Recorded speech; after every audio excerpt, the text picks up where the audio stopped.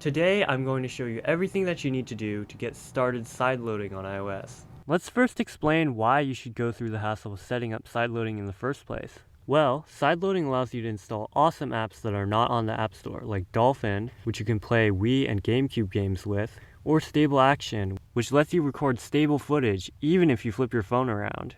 Hopefully, I've convinced you by now that sideloading is something that you should do right now. First, open up your computer and head on over to iloader.app. Then click Download.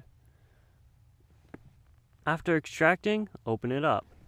Then rummage through a drawer somewhere and find a cable to plug into your computer. On your iPhone, there should be a prompt asking you if you want to trust your computer. Tap Trust and enter in your passcode. Log into an Apple ID that you want to use for sideloading. Now scroll down on iLoader and find the section that says Installers and click SideStore Stable. After the SideStore installation finishes, go to your iPhone settings, scroll down to Privacy and Security, and enable Developer Mode. Agree to the warning and allow your phone to reboot. After your phone has rebooted, go back to Settings, scroll down to General, and then click VPN and Device Management. Find your email in there and press Trust Developer.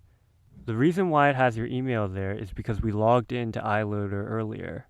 Okay, now we gotta go to the App Store and download Local Dev VPN. This is needed for SideStore to install apps on your iPhone. Click through the setup and allow the permissions it asks for. Now, head back over to SideStore on your iPhone and log into your Apple ID that you used in iLoader. Done! Now you can install any IPA file that you want by clicking in the top left corner and then tapping on your IPA file. Click the top one. Keep in mind that SideStore can only have 3 apps installed at once, including SideStore. So if you want to install any new apps, you have to long press on an app and click Deactivate.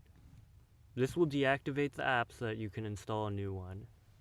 There's also an app called Live Container, which you can use to install multiple apps in one app, but I won't be going over that in this video. Let me know if you want a video on that. And that's pretty much it.